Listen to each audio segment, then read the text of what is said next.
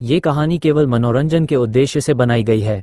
इसमें वर्णित सभी पात्र, स्थान, घटनाएं और परिस्थितियां पूरी तरह से लेखक की कल्पना मात्र हैं। इनका किसी भी वास्तविक व्यक्ति, स्थान, घटना या संस्था से कोई संबंध नहीं है। यदि कोई समानता संयोगवश प्रतीत होती है तो इसे मात्र एक संयोग समझा जाए। इस चैनल पर प्रस्तुत सभी कहानियां काल्पनिक या फिक्शन आधारित होती हैं। कृपया इन्हें केवल एक मनोरंजन सामग्री के रूप में लें और वास्तविकता से जोड़ने का प्रयास न करें। धन्यवाद।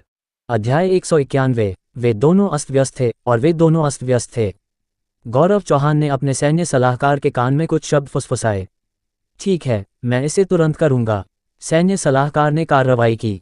कोई यहाँ है? अर्जुन कपूर से संपर्क करने का कोई तरीका खोजो और एक बैठक तय करो। मैं पहले शिष्टाचार अपनाना चाहता हूँ, फिर शक्ति का उपयोग करूंगा। गौरव चौहान ने फिर से आदेश दिया। अगर वह अर्जुन कपूर अपनी कमजोरी स्वीकार करता है और ईमानदारी से पहले स्थान और बॉस की स्थिति छोड़ देता है और आज्ञाकारी रूप से दूसरा स्थान स्वीकार कर लेता है तो मैं उसे छोड़ दूंगा। जी बड़े भाई। गौरव चौहान के आदमी इसे करने चले गए।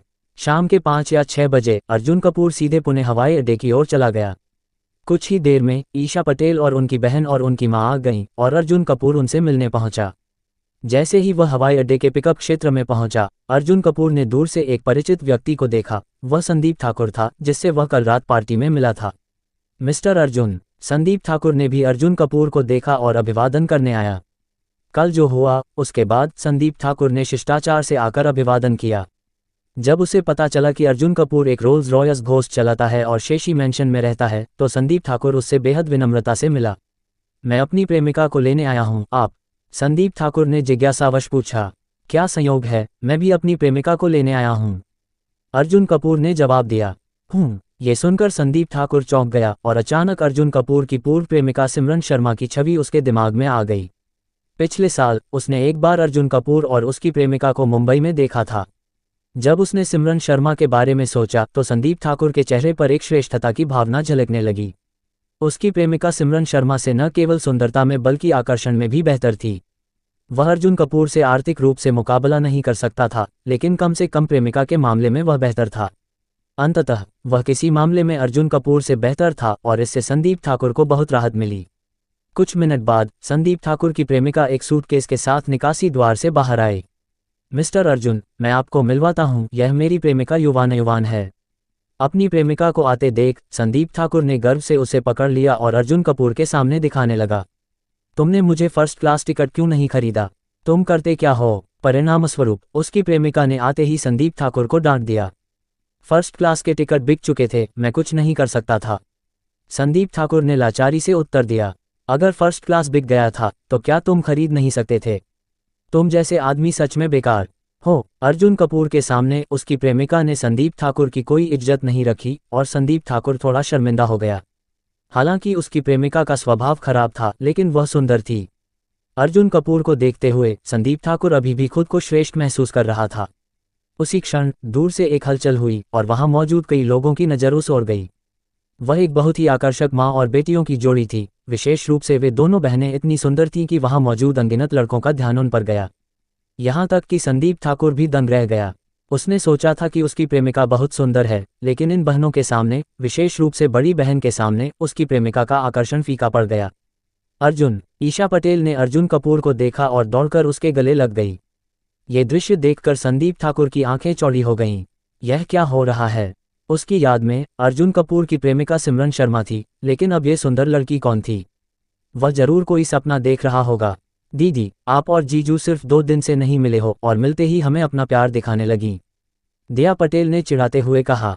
ये सुनकर संदीप ठाकुर को पूरी तरह से यकीन हो गया कि अर्जुन कपूर की प्रेमिका ईशा पटेल थी। अर्जुन कपूर शायद सिमरन शर्मा से अलग हो चुका था। ईशा पटेल को देखते हुए संदीप ठाकुर के अंदर बची हुई श्रेष्ठता की आखिरी भावना भी गायब हो गई और वह पूरी तरह से स्तब्ध रह गया। अब संदीप ठाकुर कितनी भी तुलना कर ले, वह पूरी तरह से हार चुका था। रात में ईशा पटेल और उसकी मां और बहन शेशी मैंशन के पास मॉल में खरीदारी करने चली गईं। अर्जुन कपूर को खरीदारी पसंद नहीं थी, इसलिए वह घर पर ही रहा। ठक ठक, अचानक दरवाजे पर दस्तक हुई। अर्जुन कपूर ने दरवाजा खोला और देखा कि एक मजबूत शरीर वाला 50 वर्षीय आदमी अपने एक आदमी के साथ खड़ा था। क्या आप अर्जुन कपूर, बॉस अर्जुन हैं? उस मजबूत आदमी ने सीधे पूछा। आप कौन हैं? अर्जुन कपूर ने पूछा। ये हमारे गौरव चौहान, बॉस गौरव हैं, उसके साथ आए आदमी ने परिचय दिया। बॉस अर्जुन, यदि संभव हो तो मैं आपसे बात करना चाहता हूँ, गौरव चौहान ने कहा। कहिए, अर्जुन कपूर ने जवाब दिया। बॉस अर्जुन, मुझे लगता है कि आप मेरी यात्रा के उद्देश्य का अनुमान लगा सकते हैं। अगर आप अपनी पहली अंडरग्राउंड बॉस की स्थिति छोड़ दें और दूसरा स्थान स्वीकार कर लें तो मैं आपके किसी भी मनोरंजन स्थल पर कार्रवाई नहीं करूंगा। दूसरा बन जाऊं? अर्जुन कपूर ने सिर हिलाया। बॉस अर्जुन, क्या आप इनकार कर रहे हैं? गौरव चौहान का चेहरा ठंडा पड़ गया। हाँ, अर्जुन कपूर ने जवाब दिया। बहुत अच्छा, अर्जुन कपूर, तुम आज के अपने इस फैसले पर पछताओगे, गौरव चौहान ने ठंडे स्वर में कहा और चला गया। लेकिन अर्जुन कपूर पहले ही जाल बिछा चुका था। अब बस गौरव चौहान के उसमें फंसने का इंतजार था। अध्याय 192। युद्ध समाप्त हो गया और युद्ध समाप्त हो गया। जब गौरव चौहान ने अर्जुन कपूर से मुलाकात की उसी समय उनके आदमी भी इकट्ठा हो गए। गौरव चौहान ने इस अभियान का लक्ष्य अर्जुन कपूर की ओर से 3 सबसे महत्वपूर्ण स्थानों पर रखा। जब तक वह इन 3 स्थानों को अपने नियंत्रण में ले लेता और अपने क्षेत्र को जोड़ लेता, तब तक वह अर्जुन कपूर की जगह लेकर पुणे का नया पहला अंडरग्राउंड बॉस बन सकता था। गौरव चौहान के आदेश पर उनके आदमी तुरंत अर्जुन कपूर के क्षेत्र पर हमला करने के लिए निकल पड़े। गौरव चौहान कार में बैठा और अपनी विला लौट आया। इन 3 स्थानों में से 80% हमारे लोग 1 से 2 घंटे में कब्जा कर लेंगे, गौरव चौहान ने आत्मविश्वास से कहा। बिल्कुल सही बॉस, आपकी योजना इतनी परिपूर्ण है, ये निश्चित रूप से सफल होगी। छोटे भाई ने तुरंत सहमति जताई। बॉस, मैंने सभी को सूचित कर दिया है। रात 10 बजे पुणे के सभी अंडरग्राउंड बॉस आपके विला में आएंगे। ये खबर गौरव चौहान के सैन्य सलाहकार से आई। असल में दोपहर से ही सैन्य सलाहकार ने गौरव चौहान के नाम पर पुणे के सभी अंडरग्राउंड बॉस से मुलाकात की थी और फिर उन्हें रात 10 बजे गौरव चौहान के विला में आमंत्रित किया था। अब रात के 8 बजे से कुछ ही अधिक समय हुआ था। गौरव चौहान को पूरा विश्वास था कि वह 2 घंटे के भीतर अर्जुन कपूर के 3 स्थानों पर पूरी तरह नियंत्रण कर लेगा। उस समय वह पुणे के सभी अंडरग्राउंड बॉस को दिखाएगा कि वह अर्जुन कपूर को कुचलकर शीर्ष स्थान पर पहुंच रहा है। रात 9:30 बजे के आसपास गौरव चौहान के विला में लोग एक के बाद एक आने लगे। सभी अंडरग्राउंड बॉस जिन्हें गौरव चौहान ने बैठक के लिए बुलाया था, असली मकसद नहीं जानते थे। समय धीरे धीरे बीत रहा था और गौरव चौहान के विला के सामने विभिन्न टॉप लग्जरी कारें इकट्ठा हो गई थीं। रोल्स रॉयस फैंटम, बेंटले मुल्सान जैसी महंगी गाड़ियां हर जगह दिख रही थीं। बॉस संजय राठौर आ गए, बॉस प्रदीप सिन्हा आ गए, बॉस अजय नागर आ गए। पुणे के अंडरग्राउंड के दर्जनों शक्तिशाली बॉस वहां पहुंचे। कोई भी गौरव चौहान की अवहेलना करने की हिम्मत नहीं कर सकता था, यहां तक कि भरत खन्ना, जिनके साथ गौरव चौहान के संबंध अच्छे नहीं थे, वे भी आए। ड्राइंग रूम में सभी मेहमानों को देखकर गौरव चौहान की मुस्कान रुकी ही नहीं। बॉस गौरव, आपने हमें यहाँ बुलाया, क्या बात है? बिल्कुल सही बॉस गौरव, अब जब सब यहाँ हैं तो हमें बताइए, सभी ने पूछा। वे अब और इंतजार नहीं कर सकते थे। चिंता मत करो, मैं बाद में सबको एक अच्छी खबर दूंगा। गौरव चौहान ने अपने मोबाइल फोन की ओर देखा, अपने उन खास आदमियों से अच्छी खबर की प्रतीक्षा कर रहा था जो 3 स्थानों पर गए थे। लेकिन जैसे जैसे समय बीतता गया उसे कोई खबर नहीं मिली। गौरव चौहान का चेहरा थोड़ा बदल गया और उसकी मुस्कान अब स्वाभाविक नहीं लग रही थी। कुछ देर बाद वहां मौजूद बॉस भी अपना धैर्य खोने लगे और माहौल और अधिक गंभीर होता गया। गौरव चौहान अब और इंतजार नहीं कर सकता था। उसने खुद ही अपने खास आदमियों से संपर्क करने की कोशिश की, लेकिन दुर्भाग्य से उनमें से कोई भी संपर्क में नहीं था। भाई गौरव, क्या आप अपने खास आदमियों से संपर्क करना चाहते हैं? क्या मैं आपकी मदद करूं? उसी समय एक शांत आवाज आई। अगले ही क्षण सभी की चौंकी हुई नजरों के सामने अर्जुन कपूर धीरे धीरे हॉल में दाखिल हुआ। अर्जुन कपूर, गौरव चौहान बेहद हैरान रह गया। क्या अर्जुन कपूर, ये हमारा पुणे का नया नंबर 1 अंडरग्राउंड बॉस है, वह यहाँ कैसे? अर्जुन कपूर की पहचान जानकर वहां मौजूद सभी बॉस आपस में चर्चा करने लगे। युवा मास्टर अर्जुन का स्वागत है। भरत खन्ना खड़े हुए और अर्जुन कपूर को सम्मान प्रकट किया। नमस्ते युवा मास्टर अर्जुन। युवा मास्टर अर्जुन का स्वागत है। अन्य बॉस भी खड़े हुए और अर्जुन कपूर को अभिवादन किया। अर्जुन कपूर, तुम बिल्कुल सही समय पर आए हो। मेरे नाटक के लिए मुझे एक सहायक अभिनेता की जरूरत थी, गौरव चौहान ने व्यंग्य से कहा। मुझे खेद है, सहायक अभिनेता मैं नहीं, आज का सहायक अभिनेता तुम हो, अर्जुन कपूर ने ठंडे स्वर में उत्तर दिया। मैं सहायक अभिनेता हूँ, तुम अभी भी इतने आत्मविश्वासी हो, तुम बहुत जल्द रोने वाले हो। गौरव चौहान अभी भी अपने खास आदमियों से अच्छी खबर का इंतजार कर रहा था। तुम अभी भी अपने खास आदमियों का इंतजार कर रहे हो, अब कोई जरूरत नहीं, मैं तुम्हारी मदद कर देता हूँ। पटक पटक पटक, अर्जुन कपूर ने धीरे से ताली बजाई। गौरव चौहान के कई खास आदमी जो अर्जुन कपूर के 3 स्थानों पर हमला करने गए थे, नवरक्षा सिक्योरिटी ग्रुप के बॉडीगार्ड्स द्वारा बंधे हुए अंदर लाए गए और फर्श पर गिरा दिए गए। ये दृश्य देखते ही गौरव चौहान का चेहरा राख जैसा पड़ गया। ये कैसे हुआ? अब गौरव चौहान पूरी तरह से समझ गया कि उसकी सभी योजनाएं विफल हो गई हैं। बड़े भाई गौरव, आपने ये क्या किया? सही कहा, सभी को मिलकर पैसा कमाना चाहिए। बड़े भाई गौरव, आखिर आप करना क्या चाहते थे? अब सभी विरोध गौरव चौहान पर केंद्रित हो गए और अर्जुन कपूर सभी की प्रशंसा का पात्र बन गया। अर्जुन कपूर, मैं तुम्हें मार डालूंगा।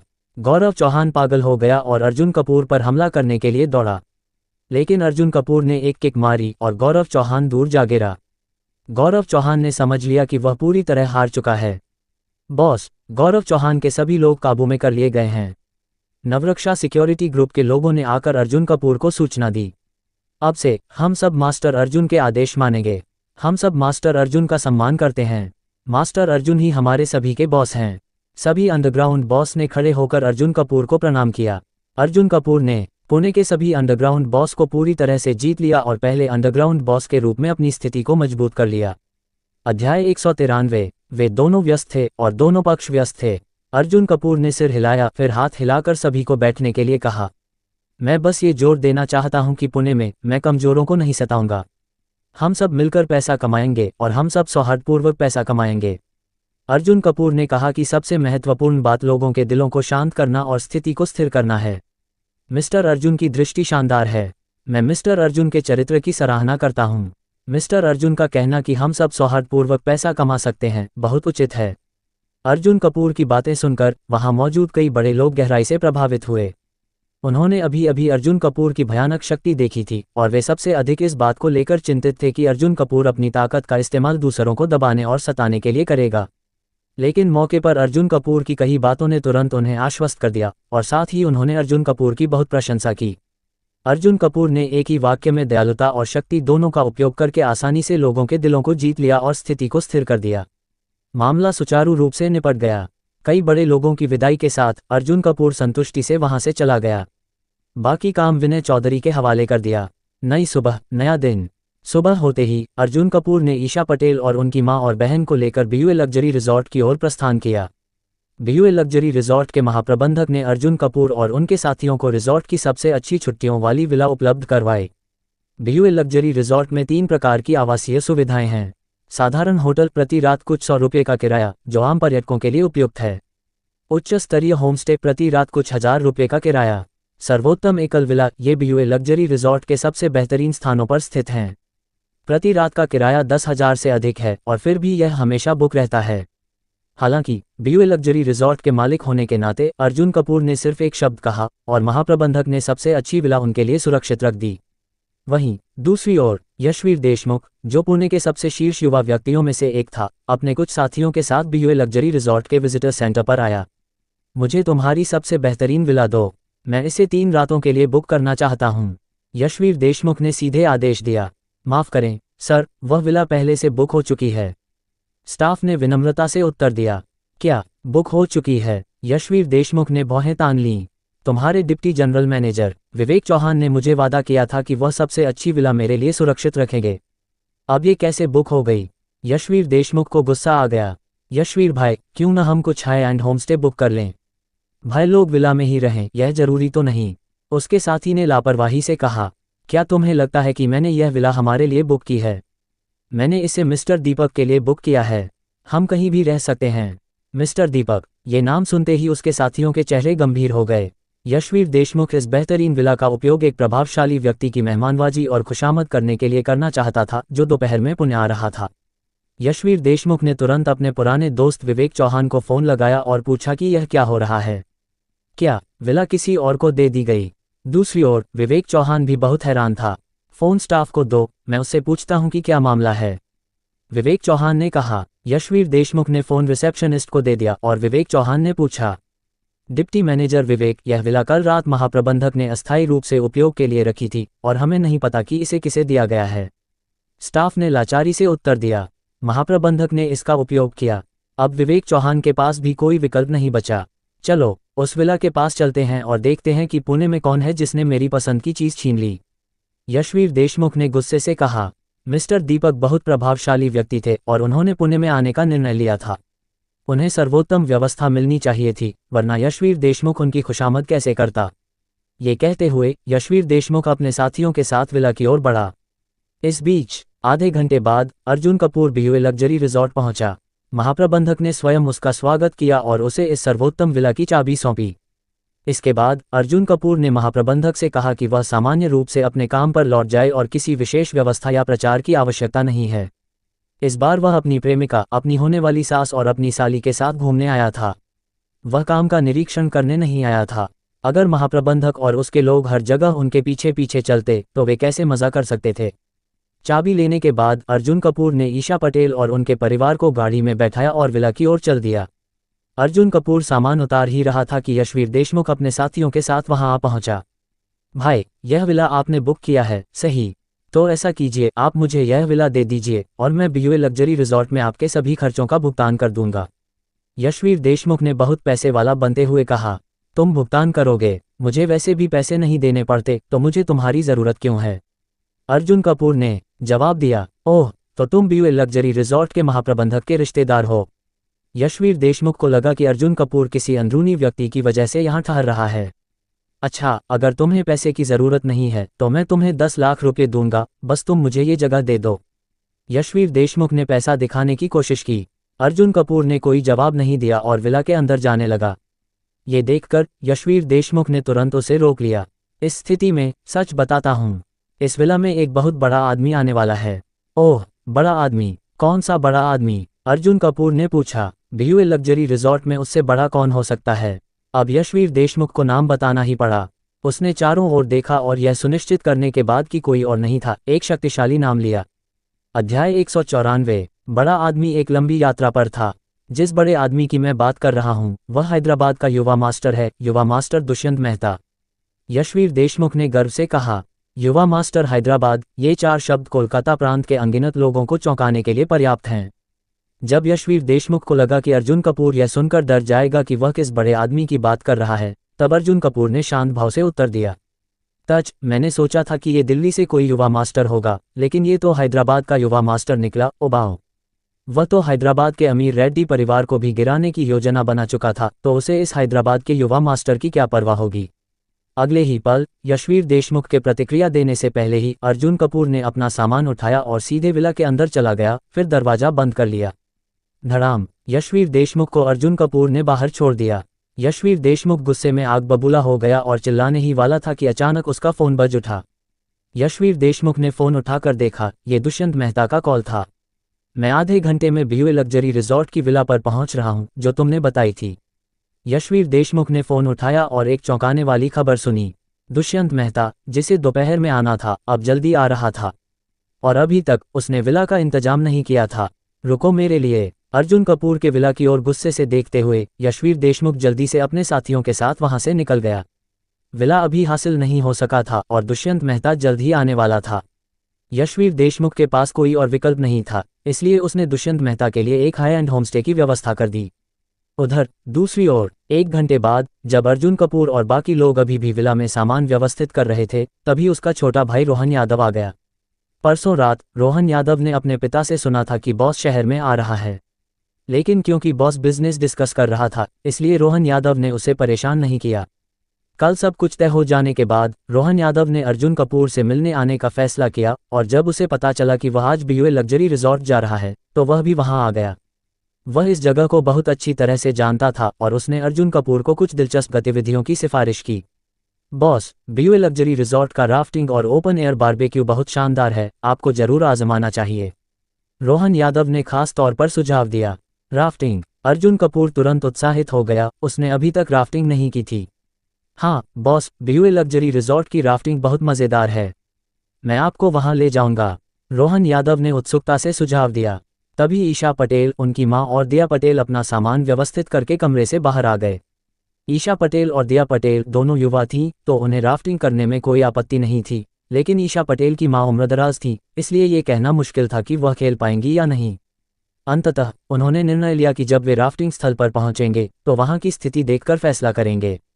मुकाबला शुरू होने से पहले रोहन यादव के नेतृत्व में अर्जुन कपूर और उसके दोस्त विला से निकलकर सीधे राफ्टिंग स्थल की ओर चल दिए। लेकिन बीच रास्ते में उनका सामना यशवीर देशमुख और उसके साथियों से हो गया, जो एक युवा व्यक्ति से घिरे हुए थे। ये युवा व्यक्ति दुष्यंत मेहता यानी हैदराबाद का सबसे बड़ा युवा मास्टर था। अर्जुन कपूर को देखते ही यशवीर देशमुख चौंक गया। मिस्टर दीपक, यही वह आदमी है जो आपकी इज्जत नहीं करता। ये कहने के बाद यशवीर देशमुख तुरंत अर्जुन कपूर की ओर बढ़ा। पुणे के एक युवा व्यक्ति के रूप में रोहन यादव स्वाभाविक रूप से यशवीर देशमुख को जानता था। यशवीर देशमुख की मंशा बुरी थी, ये देखते ही रोहन यादव तुरंत सामने आ गया। यशवीर देशमुख, तुम क्या करने जा रहे हो? रोहन यादव ने पूछा। मैंने अभी तक तुमसे नहीं पूछा कि तुम क्या कर रहे हो। यशवीर देशमुख ने पलटकर जवाब दिया। तुम मेरे बड़े भाई की ओर इतनी आक्रामकता से आ रहे हो और मुझसे पूछ रहे हो कि मैं क्या करने जा रहा हूँ। क्या यह आदमी तुम्हारा बड़ा भाई है? यशवीर देशमुख थोड़ा हैरान था। तुमने कहा था कि तुम सिर्फ एक महान रेसिंग मास्टर को अपना बड़ा भाई बनाओगे, तो फिर तुमने इस आम आदमी को कैसे चुन लिया? रोहन यादव को यह सुनकर गुस्सा आ गया। आम आदमी? क्या तुम्हारी आंखें खराब हो गई हैं? मेरे बड़े भाई की ड्राइविंग स्किल कोलकाता प्रांत में अद्वितीय है और तुम कह रहे हो कि वह आम आदमी है। रुको एक मिनट। इसी समय दुष्यंत मेहता, जो अब तक कुछ नहीं बोला था, अचानक रुका। क्या तुम कह रहे हो कि तुम्हारा बड़ा भाई कोलकाता प्रांत का ड्राइविंग गॉड है? दुष्यंत मेहता ने जानबूझकर पूछा। हाँ, रोहन यादव ने आत्मविश्वास से उत्तर दिया। बहुत बढ़िया, दुष्यंत मेहता ने उत्साहपूर्वक कहा और तुरंत अर्जुन कपूर की ओर बढ़ा। मुझे सुना है कि तुम कोलकाता प्रांत के ड्राइविंग गॉड हो। संयोग से मैं हैदराबाद का ड्राइविंग गॉड हूँ। आओ देखते हैं कि कौन बेहतर है। दुष्यंत मेहता ने चुनौती दी। कोई दिलचस्पी नहीं, अर्जुन कपूर ने सीधे इनकार कर दिया। लेकिन तभी सिस्टम की आवाज़ आई। डिंग, मिशन जारी। दुष्यंत मेहता की चुनौती स्वीकार करो और उसे दिखाओ कि असली कार गॉड कौन है। मिशन समय 12 घंटे के भीतर। मिशन इनाम 12 पॉइंट्स की वृद्धि। इस बार सिस्टम ने सीधे 12 पॉइंट्स की वृद्धि दी थी। ठीक है, हम रेसिंग कर सकते हैं, लेकिन अभी नहीं। दोपहर के खाने के बाद 1 बजे हम रेसिंग करेंगे। अध्याय 195। दोनों पक्ष लंबे समय से संघर्ष कर रहे थे। अगर मैं हार गया तो मैं तुम्हें अपनी टॉप सुपरकार पगानी हुआयरा इमोलो रोडस्टर दूंगा, जो पूरे विश्व में केवल 10 यूनिट तक सीमित है। दीपक मेहता ने कहा। क्या मिस्टर दीपक अपनी पगानी हुआयरा इमोलो रोडस्टर को दांव पर लगाने वाले हैं? एक सुपरकार जो पूरी दुनिया में केवल 10 यूनिट तक सीमित है? मेरे भगवान, क्या ये शर्त बहुत बड़ी नहीं है? पगानी हुआयरा इमोलो रोडस्टर की कीमत 40 मिलियन से अधिक है। दीपक मेहता की बात सुनकर यशवीर देशमुख और बाकी लोग दंग रह गए। ये तो बहुत बड़ा दांव था। ये सुनकर रोहन यादव भी चौंक गया। भाई, यह आदमी बहुत बड़ा खेल खेल रहा है। वह अपनी पगानी हुआयरा इमोलो रोडस्टर, जो दुनिया में केवल 10 यूनिट तक सीमित और 40 मिलियन से अधिक कीमत की है, उसे पुरस्कार में रख रहा है। ये तो पागलपन है। दीपक मेहता ने आत्मविश्वास से अर्जुन कपूर की ओर देखा और पूछा। अर्जुन कपूर, मेरी शर्त ठीक है, अब तुम क्या दांव पर लगाओगे? ये पगानी हुआयरा इमोलो रोडस्टर उसकी सबसे बेहतरीन और महंगी सुपरकार थी। वह ये कार दांव पर लगाने की हिम्मत सिर्फ इसलिए कर रहा था क्योंकि उसे अपनी ड्राइविंग स्किल्स पर पूरा भरोसा था। इसके अलावा अगर उसने इतनी बड़ी कार दांव पर लगाई थी तो अर्जुन कपूर को भी कोई top level world class supercar लगानी होगी ताकि यह मुकाबला न्यायसंगत बने। आखिरकार यह आदमी कोलकाता प्रांत का कार गॉड कहलाता है, तो निश्चित रूप से इसके पास भी कोई टॉप सुपरकार होगी। अगर उसने आसानी से यह रेस जीत ली तो उसके पास 2 वर्ल्ड क्लास सुपरकार्स होंगी, जिससे वह हैदराबाद में लंबे समय तक अपनी धाक जमा सकता है। दीपक मेहता के पुरस्कार को जानकर अर्जुन कपूर संतोषपूर्वक सिर हिलाया। वैसे भी वह घर में रखी स्पोर्ट्स कारों से ऊब चुका था। अब जब दीपक मेहता इतनी उत्सुकता और खुशी से अपनी पगानी हुआयरा इमोलो रोडस्टर उसे देख रहा था, तो वह मना क्यों करता? मैं अपनी एस्टन मार्टिन 1-77 को दांव पर लगाऊंगा। अर्जुन कपूर ने थोड़ी देर सोचकर जवाब दिया। एस्टन मार्टिन 177, जो दुनिया में केवल 77 यूनिट्स तक सीमित है और जिसकी कीमत 47 मिलियन है। हे भगवान, मैंने नहीं सोचा था कि अर्जुन कपूर इतना प्रभावशाली होगा। उसके पास एस्टन मार्टिन 1-77 जैसी टॉप सुपरकार है। अब तो मुकाबला बहुत दिलचस्प हो गया। लोग आपस में बातें करने लगे। हालांकि अर्जुन कपूर की एस्टन मार्टिन 1-77 दुनिया में 77 यूनिट्स तक सीमित थी, जबकि दीपक मेहता की पगानी हुआयरा इमोलो रोडस्टर सिर्फ 10 यूनिट तक सीमित थी। लेकिन कीमत के हिसाब से देखा जाए तो पगानी हुआयरा इमोलो रोडस्टर लगभग 40 मिलियन की थी, जबकि एस्टन मार्टिन 177 की कीमत 47 मिलियन थी। मतलब किसी का कोई नुकसान नहीं था। तुम्हारे पास एस्टन मार्टिन 177 है, ये बहुत अच्छी बात है। दीपक मेहता के चेहरे पर बड़ी मुस्कान फैल गई। बहुत जल्द ये कार मेरी होगी। तो तय रहा, दोपहर 1 बजे बीयूए लग्जरी रिजॉर्ट के सामने मिलते हैं। दीपक मेहता ने मुस्कुराते हुए कहा। तय रहा। अर्जुन कपूर ने हल्के से सिर हिलाया। चलो। अर्जुन कपूर को एक गहरी नज़र डालने के बाद दीपक मेहता वहां से चला गया। राफ्टिंग स्थल पर। बॉस, ये दीपक मेहता इतना आसान आदमी नहीं लग रहा, मैं पहले जाकर कुछ जानकारी निकालता हूँ, रोहन यादव ने कहा और बिना अर्जुन कपूर के जवाब का इंतजार किए तुरंत वहां से निकल गया। आंटी, ईशा, चलो चलते हैं। अर्जुन कपूर ने ईशा पटेल और उनके परिवार से कहा।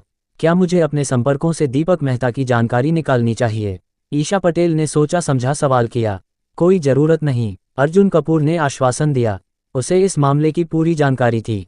सिस्टम द्वारा दी गई टॉप ड्राइविंग स्किल्स कोई साधारण चीज नहीं थी। चलो जीजू, मैं इंतजार कर रही हूं कि दुनिया में सिर्फ 10 यूनिट्स तक सीमित सुपरकार कैसी दिखती है, दिया पटेल ने मुस्कुराते हुए कहा।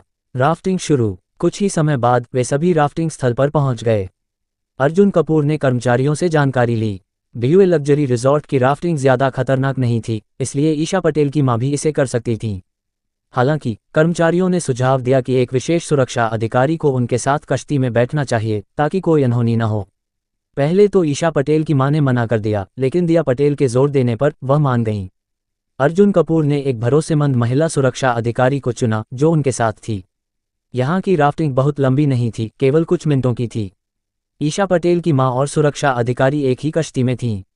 लेकिन अर्जुन कपूर, ईशा पटेल और दिया पटेल की जोड़ी अच्छी तरह से तय नहीं हो पा रही थी। जीजू, आप और दीदी एक साथ जाओ, मैं अकेले कर लूंगी, दिया पटेल ने सुझाव दिया। ठीक है, अर्जुन कपूर ने सिर हिलाया। सभी लोग लाइफ जैकेट पहनकर पानी में उतरे। राफ्टिंग के दौरान अचानक दिया पटेल ने शरारत से कहा, जीजू, दीदी, तुम दोनों गए काम से। इसके बाद उसने अपनी पानी की बंदूक निकाल ली और अर्जुन कपूर पर हमला कर दिया। राफ्टिंग का असली मजा पानी की लड़ाई में था, लेकिन थोड़ी देर में अर्जुन कपूर ने भी जवाब दिया। उसने 4 और पानी की बंदूकें खरीदी और अब दिया पटेल पर हमला किया। जीजू, मैं हार मानती हूँ, दिया पटेल ने जल्दी से आत्मसमर्पण कर दिया। लेकिन इस हंगामे के बीच अर्जुन कपूर को एहसास नहीं हुआ कि उसकी और ईशा पटेल की पोशाक भीग चुकी थी। जब अर्जुन कपूर ने ईशा पटेल की ओर देखा तो वह कुछ पलों के लिए स्तब्ध रह गया। अध्याय 196। वे दोनों इतने करीब आ चुके थे कि अब शादी ही करनी थी। अर्जुन कपूर ने कुछ सेकंड के लिए नीचे देखा और फिर जब ईशा पटेल ने उसकी नज़र महसूस की तो उसने भी नीचे देखा। उसने पाया कि उसकी भीगी हुई पोशाक के कारण उसका फिगर हल्का प्रकट हो गया था। ईशा पटेल का सुंदर चेहरा तुरंत लाल हो गया और उसने शर्म से अपने हाथों से खुद को ढक लिया। ईशा पटेल ने हाल ही में अर्जुन कपूर के साथ अपना रिश्ता पक्का किया था और वह अभी भी बहुत शर्मिली थी। अगर वे एक पुराना जोड़ा होते तो शायद स्थिति विपरीत होती। अर्जुन कपूर ने हल्की खांसी की, फिर उसने अपनी काली जैकेट उतारी और ईशा पटेल को ओढ़ने के लिए दी। अर्जुन कपूर स्वभाव से कंजूस था। ऐसा नज़ारा सिर्फ उसी को देखने को मिल सकता था, किसी और को नहीं। धन्यवाद। ईशा पटेल बेहद खुश हो गई। उसने जल्दी से जैकेट ली और पहन ली। पानी की बंदूक से खेलते खेलते जब वे थक गए तो अर्जुन कपूर और उसके दोस्त चुपचाप किनारे की खूबसूरत वादियों का आनंद लेने लगे। दोपहर का भोजन। राफ्टिंग खत्म होने के बाद अर्जुन कपूर और उसके दोस्त विला लौट आए और अपने कपड़े बदल लिए। दोपहर में अर्जुन कपूर ने ईशा पटेल और अपने दोस्तों को बीयूए लग्जरी रिजॉर्ट के रेस्तरां में भोजन के लिए ले गया। रास्ते में सिस्टम की आवाज़ अचानक गूंजी। डिंग। संबंध तोड़ने के 40वें दिन का इनाम, मध्यवर्ती भाग्य देवता card, intermediate God of Fortune card.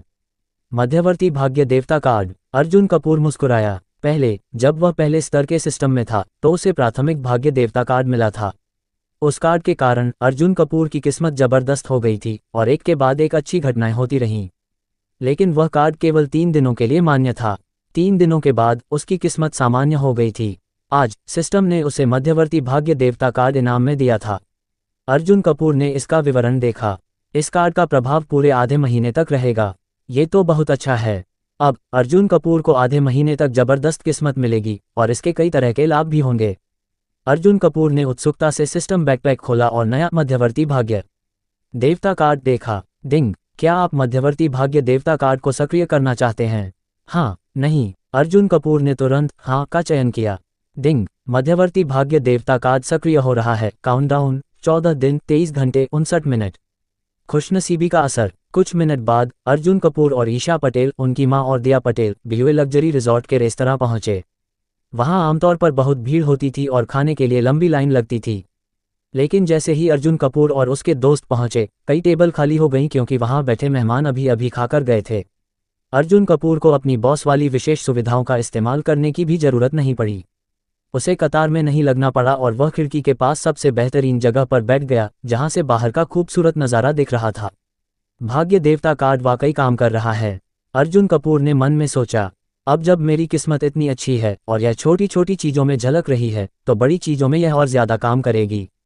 Race का समय नज़दीक, दोपहर 12:30 बजे भोजन करने के बाद वे वापस विला लौट आए। थोड़ी देर आराम करने के बाद Arjun Kapoor BUA luxury resort villa के गेट पर जाने की तैयारी करने लगा, ताकि दुष्यंत मेहता के साथ रेसिंग प्रतियोगिता पूरी कर सके। उसी समय ईशा पटेल की मां ने दोपहर की झपकी लेने का फैसला किया, लेकिन ईशा पटेल और दिया पटेल अर्जुन कपूर के साथ जाना चाहती थीं। ईशा पटेल को अर्जुन कपूर की चिंता थी। अगर वह हैदराबाद का युवा मास्टर अपनी हैसियत के बल पर कोई परेशानी खड़ी कर दे तो, अगर सच में कोई खतरा हुआ तो वह तुरंत अपने पिता को फ़ोन करेगी। और दिया पटेल को सिर्फ मज़े लेने थे और वह अपने जीजू के लिए चीयर करना चाहती थी। ठीक है, अर्जुन कपूर ने सहमति दे दी। फिर वह दोनों को लेकर विला के गेट पर पहुंचा। रेस शुरू होने से पहले इस समय दुष्यंत मेहता, यशवीर देशमुख, रोहन यादव और अन्य लोग पहले से ही BUA लग्जरी रिजॉर्ट के सामने इंतजार कर रहे थे। असल में दुष्यंत मेहता और उसके दोस्त 12:30 बजे ही आ गए थे। वह इतना उत्साहित था कि उसकी पूरी बॉडी रोमांच से कांप रही थी। बहुत जल्द यह एस्टन मार्टिन 1-77 उसकी होने वाली थी। मिस्टर दीपक, क्या आप हमें अपनी एस्टन मार्टिन 177 में बैठने देंगे? हाँ मिस्टर दीपक, हमने कभी इतनी शानदार कार में सफ़र नहीं किया। हमें भी देखने दीजिए मिस्टर दीपक। यशवीर देशमुख और बाकी लोग खुशामद करने लगे। चिंता मत करो, सब हो जाएगा। बस मुझे एस्टन मार्टिन 1-77 मिल जाए।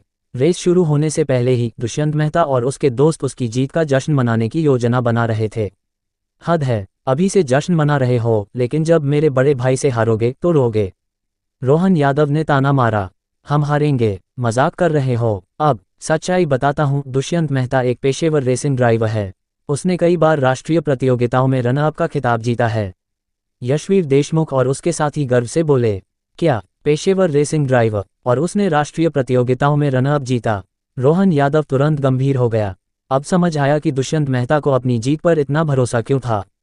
कहीं अर्जुन कपूर डरकर तो नहीं भाग गया? अगर वह डर गया और नहीं आया तो वह सच में डरपोक कहलाएगा। ... लेकिन इससे पहले कि वे अपनी बात पूरी करते, दूर से एक रोल्स रॉयस घोस्ट आती दिखी। अर्जुन कपूर आ चुका था। अध्याय 197। दोनों पक्षों को अगली बाजी का इंतजार करना पड़ा। अर्जुन कपूर के पहुंचते ही यशवीर देशमुख और उसके साथी तुरंत चुप हो गए। मुकाबले का स्थान कहाँ है? अर्जुन कपूर ने सीधे सवाल किया। क्या तुम इतनी जल्दी एस्टन मार्टिन 1-77 मुझे देने के लिए तैयार हो? दीपक मेहता ने गर्व से कहा। हमने पहले ही जगह तय कर ली है। BUA लग्जरी रिजॉर्ट से कुछ किलोमीटर दूर एक रेसिंग ट्रैक है, क्यों ना हम वहीं जाकर मुकाबला करें। ये स्थान यशवीर देशमुख और उसके साथियों ने खोजा था। वहाँ सही रहेगा, वहाँ पेशेवर रेफरी भी हैं। रोहन यादव ने थोड़ी देर सोचकर कहा। ठीक है, वहीं चलते हैं। अर्जुन कपूर ने सिर हिलाया। चलो। सभी अपनी अपनी कारों में बैठे। दीपक मेहता, यशवीर देशमुख और उनके साथी सबसे आगे थे और बाकी लोग उनके पीछे चले। रेसिंग ट्रैक पर पहुंचने के बाद सभी ने तैयारियां की और एक विशेष रेफरी की नियुक्ति की गई। मैं यशवीर देशमुख की लैम्बोर्गिनी एवेंटाडोर का उपयोग कर रहा हूं। तुम किस कार से मुकाबला करोगे? दीपक मेहता ने अर्जुन कपूर की ओर देखा। मैं तो बस अपनी रोल्स रॉयस घोस्ट का उपयोग करूंगा, अर्जुन कपूर ने लापरवाही से जवाब दिया। क्या तुम इस बिजनेस टाइप लग्जरी कार से मेरी लैम्बोर्गिनी से मुकाबला करोगे? दीपक मेहता के चेहरे पर अविश्वास झलकने लगा। क्या अर्जुन कपूर जानबूझकर हारना चाहता है और उसे एस्टन मार्टिन 1-77 मुझे दोस्ती के लिए देनी है? एक बिजनेस कार से सुपर कार के खिलाफ मुकाबला, ये तो सीधा हारने जैसा होगा। अर्जुन कपूर, क्या तुम सच में ठीक हो? अगर हार ही माननी है तो रेस क्यों करना? सीधे ही मिस्टर दीपक को कार दे दो, इससे तुम पर उनकी अच्छी छवि बनेगी। बिल्कुल सही, सीधे हार मान लो। यशवीर देशमुख और बाकी लोग हंसने लगे। बॉस, बेहतर होगा कि आप कोई सुपर कार लें। अगर आप नहीं चाहते तो मेरी फरारी ले लीजिए। रोहन यादव जल्दी से अर्जुन कपूर के पास आया और धीरे से कहा। दीपक मेहता एक पेशेवर रेसिंग ड्राइवर है और उसने कई राष्ट्रीय प्रतियोगिताओं में पुरस्कार जीते हैं। उसे हल्के में नहीं लेना चाहिए। कोई बात नहीं, अर्जुन कपूर ने हाथ हिलाया। ठीक है, अगर तुम जिद कर रहे हो तो मैं मजबूरी में मान लेता हूँ, दीपक मेहता लगभग हंसते हुए बोला। रेस शुरू होती है। दोनों पक्ष अपनी अपनी कारों में बैठे और स्टार्टिंग पॉइंट पर आ गए। 3, 2, 1 स्टार्ट। रेफरी ने रेस शुरू करने की घोषणा की। शून शून। अर्जुन कपूर और दीपक मेहता की कारें बिजली की तेजी से आगे बढ़ीं। शुरुआती 10-20 सेकंड में, क्योंकि दीपक मेहता की सुपरकार की परफॉर्मेंस ज़्यादा थी, वह अर्जुन कपूर से आगे निकल गया। मास्टर दीपक शानदार हैं। वाह। मास्टर दीपक ने शुरुआत से ही अर्जुन कपूर को पछाड़ दिया। मास्टर दीपक उसे पूरी तरह से कुचल देंगे। यशवीर देशमुख और बाकी लोग खुशी से उछलने लगे। बॉस, आगे बढ़ो। जीजू, तुम्हें जीतना ही होगा। रोहन यादव और दिया पटेल अचानक नर्वस हो गए और अर्जुन कपूर के लिए चीयर करने लगे। ईशा पटेल चुपचाप देख रही थी। उसे पूरा भरोसा था कि अर्जुन कपूर ही जीतेगा। स्थिति बदलती है। कुछ ही सेकंड में अर्जुन कपूर की कार दीपक मेहता के बराबर आ गई। अब दीपक मेहता के चेहरे से मुस्कान गायब हो गई। उसने फिर से गति बढ़ाने की कोशिश की, लेकिन कोई फायदा नहीं हुआ। 10 सेकंड बाद वे एक तेज मोड़ पर पहुंचे। दीपक मेहता ने स्वाभाविक रूप से स्पीड धीमी कर दी, लेकिन अर्जुन कपूर ने उसी गति से आगे बढ़ना जारी रखा। वह इतनी तेज रफ्तार में मोड़ से जा रहा है। क्या यह आदमी पागल है? दीपक मेहता हक्का बक्का रह गया। अगर वह इतनी तेज रफ्तार में मोड़ से गुजरेगा तो या तो वह गंभीर रूप से घायल होगा या सीधे दुर्घटनाग्रस्त हो जाएगा। लेकिन अर्जुन कपूर ने अपनी गति बनाए रखी और एक परफेक्ट ड्रिफ्ट के साथ दीपक मेहता को पूरी तरह पीछे छोड़ दिया। ये तो पाठ्यपुस्तक जैसा ड्राइविंग कौशल है। अब दीपक मेहता पूरी तरह से चौंक चुका था। अंतिम नतीजा, जब दीपक मेहता ने मोड़ पार किया, तब तक अर्जुन कपूर उससे कई मीटर आगे निकल चुका था। अगले मोड़ तक आते आते अर्जुन कपूर ने 100 मीटर से अधिक की बढ़त बना ली। रेस खत्म हो गई। अर्जुन कपूर ने 100 मीटर से अधिक की बढ़त के साथ शानदार जीत दर्ज की। डिंग। मिशन पूरा। दुष्यंत मेहता के साथ रेसिंग प्रतियोगिता जीतना। इनाम 12 पॉइंट्स की वृद्धि, 145 अनुभव अंक। मिशन पूरा। 12 पॉइंट्स की वृद्धि और 145 अनुभव अंक सफलतापूर्वक प्राप्त हुए। दुष्यंत मेहता की हार स्वीकार। अर्जुन कपूर संतुष्टि से कार से बाहर निकला। यहाँ तक कि रेफरी, जिसने कई बड़ी प्रतियोगिताएं देखी थीं, वह भी हैरान था। जीजू, आप जबरदस्त हो। बॉस बहुत शक्तिशाली हैं। दिया पटेल, रोहन यादव और बाकी लोग दौड़कर अर्जुन कपूर को बधाई देने आए। दुष्यंत मेहता अभी भी हैरानी और सदमे में था। मिस्टर दीपक। यशवीर देशमुख ने कार की खिड़की खटखटाई, जिससे दुष्यंत मेहता वास्तविकता में लौट आया। वह कार से बाहर निकला और गहरी भावनाओं से भरा हुआ अर्जुन कपूर के सामने आया। मैं हार मानता हूँ। आज मैंने सीखा कि हमेशा कोई और भी बड़ा होता है। मैं पगानी हुआयरा इमोलो रोडस्टर को जल्द से जल्द मुंबई भिजवा दूंगा। नहीं, इसे मुंबई नहीं, दिल्ली भेजो। अर्जुन कपूर ने सुधार किया। ठीक है। दुष्यंत मेहता ने सिर हिलाया। फिर थोड़ी देर की चुप्पी के बाद दुष्यंत मेहता ने अर्जुन कपूर से एक महत्वपूर्ण सवाल पूछा। अध्याय 198। वे दोनों बहुत उत्साहित थे। माफ कीजिए, लेकिन मास्टर अर्जुन, आपने रेसिंग सीखना कब शुरू किया? इस समय दुष्यंत मेहता ने अपना लहजा बदल दिया और अर्जुन कपूर को सम्मानपूर्वक मास्टर अर्जुन कहकर संबोधित किया। हालांकि वह 18 साल की उम्र से पहले ड्राइविंग लाइसेंस नहीं ले सकता था, लेकिन हैदराबाद का युवा मास्टर होने के कारण दुष्यंत मेहता 14-15 साल की उम्र में ही गाड़ी चलाने लगा था और उसने निजी ट्रैक पर रेसिंग करना शुरू कर दिया था। ये पूछने के बाद दुष्यंत मेहता ने अर्जुन कपूर की ओर देखा। वह ये जानने के लिए उत्सुक था कि अर्जुन कपूर उन पेशेवर रेसर्स में से है जो बचपन से ड्राइविंग सीखते हैं, या फिर उसने हाल ही में इसे अपनाया है। अगर अर्जुन कपूर को बचपन से पेशेवर रूप से प्रशिक्षित किया गया था, तो दुष्यंत मेहता के लिए हारना समझ में आता था। तुमने ड्राइविंग सीखना कब शुरू किया? पिछले साल, अर्जुन कपूर ने लापरवाही से जवाब दिया। क्या तुमने सिर्फ पिछले साल ड्राइविंग सीखनी शुरू की थी? दुष्यंत मेहता पूरी तरह चकित रह गया। सिर्फ 1 साल में, और मास्टर अर्जुन की ड्राइविंग स्किल्स इतनी अद्भुत स्तर तक पहुंच गईं। यह क्या प्रतिभा है? ये तो एक अजूबा है। दुष्यंत मेहता पूरी तरह प्रभावित हो गया। यशवीर देशमुख और बाकी लोग भी हैरान और डरे हुए थे। शानदार प्रदर्शन की सराहना। बॉस, आप लाजवाब हैं। जीजू, आप सबसे बेस्ट हो। रोहन यादव और दिया पटेल गर्व से चिल्लाए।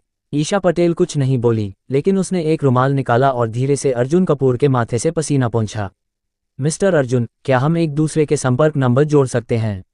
जब पगानी हुआयरा इमोलो रोडस्टर मुंबई पहुंचेगी, तो मैं आपसे संपर्क कर सकूं? दुष्यंत मेहता ने आग्रहपूर्वक पूछा। बिल्कुल, अर्जुन कपूर ने सिर हिलाया। संख्या जोड़ने के बाद अर्जुन कपूर ईशा पटेल और दिया पटेल को लेकर वहां से चला गया। नई मुलाकात। दोपहर में अर्जुन कपूर ने ईशा पटेल और उनकी मां और बहन के साथ भी हुए लग्जरी रिजॉर्ट में घूमने का आनंद लिया। शाम को डिनर के बाद जब वे विला लौटे, तभी दरवाजे पर दस्तक हुई। दिया पटेल दरवाजा खोलने गई और उसने देखा कि 3 लोग विला के बाहर खड़े थे। ये तीनों लोग लखनऊ चौधरी परिवार से थे। सुप्रिया चौधरी। किशोर चौधरी सुप्रिया चौधरी के चाचा। यशवर्धन चौधरी लखनऊ चौधरी परिवार की वर्तमान मुख्य शाखा के पहले व्यक्ति और भविष्य में परिवार का मुखिया बनने के दावेदार। अगर एक दिन लखनऊ चौधरी परिवार की मुख्य शाखा फिर से परिवार का नियंत्रण हासिल कर लेती है तो परिवार का अगला मुखिया यशवर्धन चौधरी होगा। सुप्रिया चौधरी अपने चाचा किशोर चौधरी से मिलने के लिए जा रही थीं और 2 दिन पहले वे मुंबई जाने की योजना बना रहे थे। लेकिन यशवर्धन चौधरी को जब ये बात पता चली तो उन्होंने कहा कि वह भी साथ जाएंगे। इसलिए जब यशवर्धन चौधरी अपने काम खत्म कर चुके तो वे तीनों एक साथ यहां आ गए। व्यापार वार्ता। सुबह सुप्रिया चौधरी ने अर्जुन कपूर को एक संदेश भेजा था कि वह मुलाकात के लिए आ रही हैं। अर्जुन कपूर ने बताया कि वह मुंबई में नहीं बल्कि बीवे लग्जरी रिजॉर्ट में था। तो वे सभी यहां पहुंच गए। मैडम, हम लखनऊ चौधरी परिवार से हैं। हम मिस्टर अर्जुन से व्यापार के मामलों पर चर्चा करना चाहते हैं। क्या वह यहाँ हैं? सुप्रिया चौधरी ने विनम्रता से पूछा।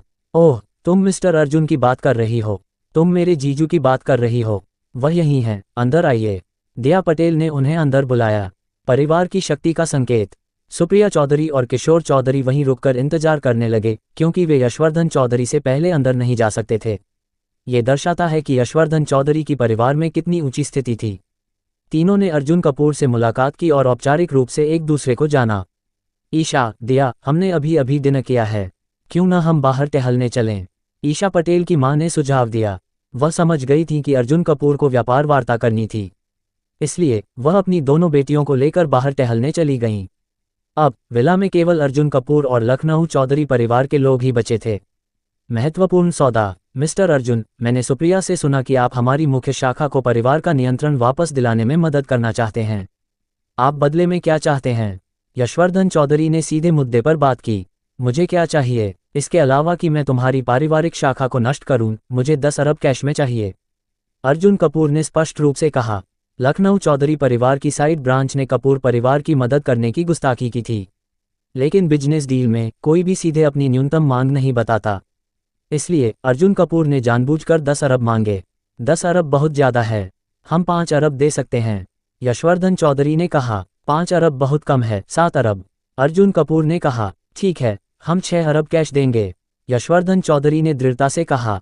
ठीक है, अर्जुन कपूर ने शर्माते हुए सहमति जताई, लेकिन अंदर से वह बहुत खुश था। अचानक बाहर हंगामा। तभी बाहर से शोर सुनाई दिया।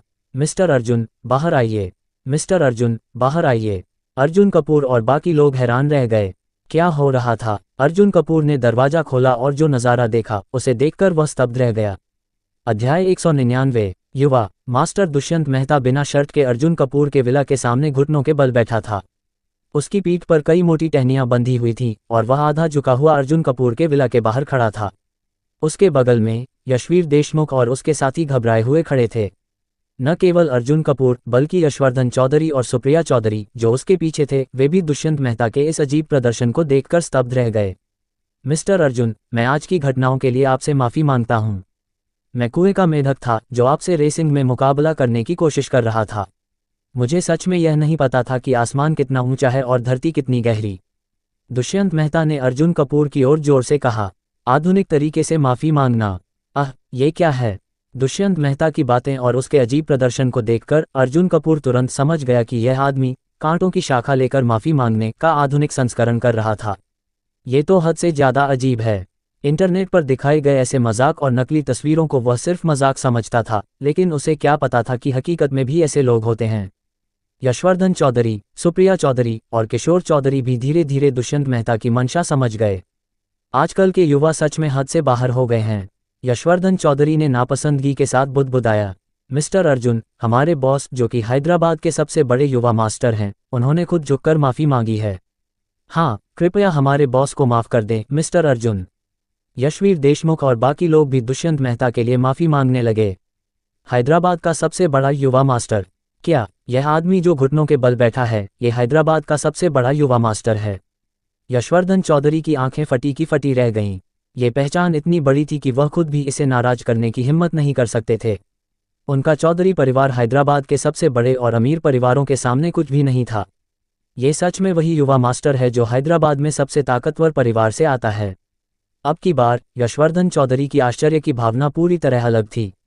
हैदराबाद का सबसे बड़ा युवा मास्टर, जिसकी प्रतिष्ठा इतनी ऊंची थी कि उसका खुद उनके सामने घुटनों पर बैठकर माफी मांगना। ओह भगवान, अर्जुन कपूर कितने बड़े आदमी हैं। अब यशवर्धन चौधरी को अर्जुन कपूर को हल्के में लेने की गलती का एहसास हो चुका था। असली मकसद, मिस्टर अर्जुन, कृपया मुझे अपना शिष्य बना लीजिए। आज से मैं पूरी तरह से आपके प्रति समर्पित रहूंगा। दुष्यंत मेहता ने आखिरकार अपनी असली मंशा बता दी। वह अर्जुन कपूर का शिष्य बनना चाहता था और उनसे ड्राइविंग स्किल्स सीखना चाहता था। सच्चाई का खुलासा, हालांकि पहले वह खुद को हैदराबाद का ड्राइविंग गॉड कहता था, लेकिन असलियत में वह हैदराबाद के सभी युवा मास्टर्स में टॉप 20 में भी नहीं था। जब वह लखनऊ आया तो उसने झूठी बढ़ाई कर दी और खुद को हैदराबाद का ड्राइविंग गॉड घोषित कर दिया। लेकिन जब उसने अर्जुन कपूर की असली ड्राइविंग स्किल्स देखी तो वह पूरी तरह से चौंक गया। अगर अर्जुन कपूर हैदराबाद में होते तो वह न केवल टॉप 3 में आते बल्कि शायद सबसे ऊपर होते। अर्जुन कपूर का जवाब, मुझे पता है कि तुम माफी मांग रहे हो, लेकिन शिष्य बनने वाली बात भूल जाओ। अर्जुन कपूर ने हाथ हिलाकर मना कर दिया। उसके पास नए शिष्य को सिखाने का कोई समय नहीं था। दुष्यंत मेहता को गहरी निराशा हुई, लेकिन उसका दिमाग तेजी से चला और उसने एक नया विचार सोचा। अगर आप मुझे शिष्य नहीं बनाएंगे तो क्या आप मुझे अपना छोटा भाई बना सकते हैं? मैं चाहता हूं कि मास्टर अर्जुन मेरे बॉस बने और मैं आपको हैदराबाद के फेयू सुपरकार एसोसिएशन का उपाध्यक्ष बनने का सम्मान देता हूं। फेयू सुपरकार एसोसिएशन, फेयू सुपरकार एसोसिएशन, यह क्या है? अर्जुन कपूर ने उत्सुकता से पूछा। मास्टर अर्जुन, यह एक ऐसी एसोसिएशन है जिसमें लगभग 100 सुपरकार प्रेमी शामिल हैं और यह हैदराबाद की शीर्ष 6 सुपरकार एसोसिएशनों में से एक है। दुष्यंत मेहता ने जल्दी से समझाया। अर्जुन कपूर सोच में पड़ गया। सिस्टम का नया मिशन, डिंग, अस्थायी मिशन जारी। दुष्यंत मेहता को छोटा भाई बनाओ, फेयू सुपरकार एसोसिएशन के उपाध्यक्ष बनो और हैदराबाद में अपनी नेटवर्किंग बढ़ाओ और वहां के सबसे बड़े रेड्डी परिवार के खिलाफ योजना बनाओ। इनाम, top level ball skills, basketball, football और बैडमिंटन। इनाम, 142 अनुभव अंक।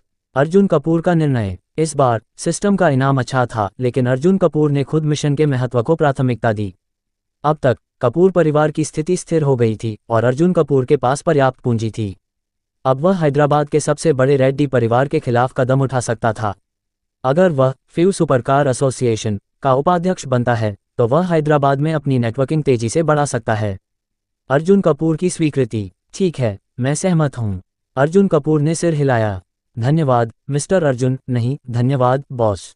दुष्यंत मेहता तुरंत बॉस कहने लगा। डिंग, मिशन पूरा। इनाम, top ball skills, basketball, football, badminton. 142 अनुभव अंक प्राप्त हुए। यशवर्धन चौधरी का व्यवहार बदलता है। अर्जुन कपूर वापस विला आया, लेकिन जैसे ही वह अंदर आया, यशवर्धन चौधरी, जो पहले थोड़ा अहंकारी था, अब पूरी तरह बदल गया। अब वह अर्जुन कपूर से पूरी तरह सम्मानपूर्वक व्यवहार करने लगा। अध्याय 200। दोनों पक्षों ने सहयोग करने पर सहमति जताई और दोनों पक्षों ने सहयोग करने पर सहमति जताई। मिस्टर अर्जुन, मुझे आपकी क्षमता पर विश्वास है, कृपया हमारी मदद करें। यशवर्धन चौधरी ने अर्जुन कपूर का हाथ पकड़ लिया। अभी अभी यशवर्धन चौधरी को यह देखकर गहरा झटका लगा था कि हैदराबाद के सबसे बड़े युवा मास्टर ने अर्जुन कपूर को बॉस के रूप में स्वीकार किया था। अगर हैदराबाद का सबसे प्रतिष्ठित युवा मास्टर खुद को अर्जुन कपूर के सामने झुका सकता है तो इसका मतलब था कि अर्जुन कपूर की ताकत अकल्पनीय थी। आधिकारिक समझौता। इसके बाद दोनों पक्षों ने एक आधिकारिक समझौता तैयार किया। अर्जुन कपूर और यशवर्धन चौधरी ने अलग अलग हस्ताक्षर किए ताकि पहले से तय किए गए शर्तों को लिखित रूप में सुरक्षित किया जा सके और भविष्य में किसी भी धोखाधड़ी या समझौते से मुकरने की चिंता न हो। अब लखनऊ चौधरी परिवार की साइड ब्रांच की स्थिति के बारे में बताओ, अर्जुन कपूर ने कहा। अगर वह लखनऊ चौधरी परिवार की साइड ब्रांच को हराना चाहता था तो पहले उनके बारे में पूरी जानकारी प्राप्त करना आवश्यक था। यशवर्धन चौधरी का परिवार अंदरूनी जानकारी बेहतर जानता था, इसलिए उनकी मदद आवश्यक थी। लखनऊ चौधरी परिवार की प्रमुख संपत्तियां। ठीक है, यशवर्धन चौधरी ने सिर हिलाया और अर्जुन कपूर को जानकारी देना शुरू किया। लखनऊ चौधरी परिवार की 3 प्रमुख कंपनियां थीं, लेकिन उनमें से सिर्फ एक पर मुख्य शाखा का नियंत्रण था। सबसे महत्वपूर्ण उद्योग जिसे साइड ब्रांच नियंत्रित करती थी वह थी चौधरी कंस्ट्रक्शन ग्रुप, जो मुख्य रूप से रियल एस्टेट निर्माण में कार्यरत था। मुख्य रणनीति। अगर चौधरी कंस्ट्रक्शन ग्रुप का नियंत्रण मुख्य शाखा द्वारा वापस ले लिया जाता है तो साइड ब्रांच पूरी तरह से कमजोर हो जाएगी। इसके बाद चौधरी परिवार और कपूर परिवार के बीच का गठबंधन टूट जाएगा और वह दिन आएगा जब कपूर परिवार पूरी तरह से बर्बाद हो जाएगा। तो लखनऊ चौधरी परिवार की साइड ब्रांच का सबसे बड़ा उद्योग कंस्ट्रक्शन है। अर्जुन कपूर ने धीरे से बुदबुदाया।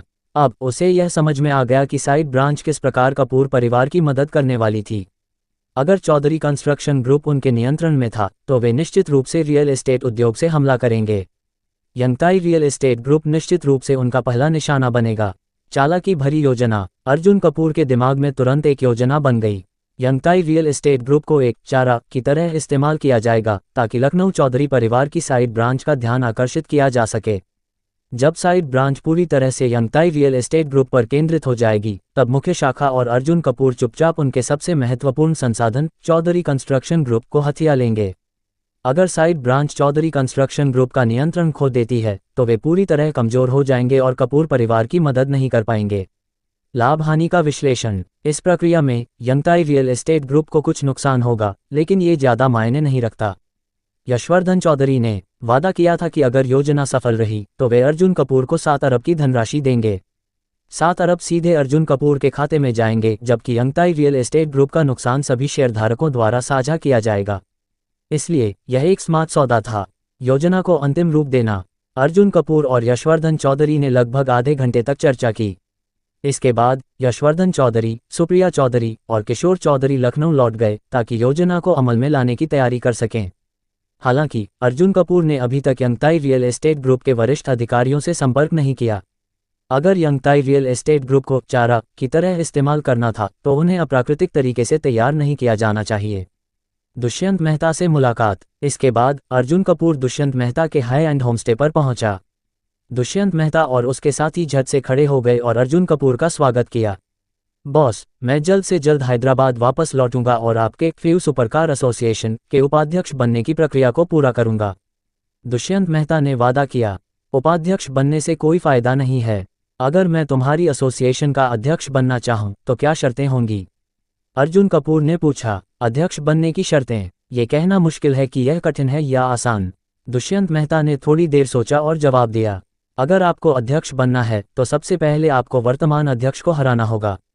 हालांकि वर्तमान अध्यक्ष की ड्राइविंग स्किल्स हमारे हैदराबाद में टॉप 10 में हैं, लेकिन वह आपके सामने कुछ भी नहीं है।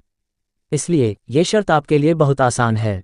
सबसे कठिन शर्त। लेकिन अगर आपको अध्यक्ष बनना है तो आपके पास हैदराबाद में एक शक्तिशाली पहचान या उद्योग होना चाहिए। दुष्यंत मेहता ने एक और शर्त जोड़ते हुए कहा, हमारे एसोसिएशन में कई सदस्य हैं जिनके पास राजनीतिक और व्यावसायिक संबंध हैं। अगर अध्यक्ष बनना है तो आपको यहाँ एक मजबूत स्थिति बनानी होगी। अर्जुन कपूर का जवाब, ये भी आसान है। अर्जुन कपूर ने शांति से जवाब दिया। क्या? दुष्यंत मेहता पूरी तरह हैरान रह गया। बॉस, हैदराबाद में एक मजबूत पहचान बनाना आसान नहीं है। कोई बात नहीं, बस थोड़ा समय दो, मैं कर लूंगा, अर्जुन कपूर ने हल्के से कहा। गुल्प गुल्प। दुष्यंत मेहता और उसके साथी स्तब्ध रह गए। बॉस महान हैं। अब दुष्यंत मेहता सिर्फ अर्जुन कपूर की ड्राइविंग स्किल्स का सम्मान नहीं करता था, बल्कि उनकी ताकत और वित्तीय शक्ति का भी प्रशंसक बन चुका था। इसके बाद अर्जुन कपूर और दुष्यंत मेहता ने हैदराबाद के अन्य विषयों पर चर्चा की। इस बीच दुष्यंत मेहता ने गलती से एक बेहद महत्वपूर्ण जानकारी का खुलासा कर दिया।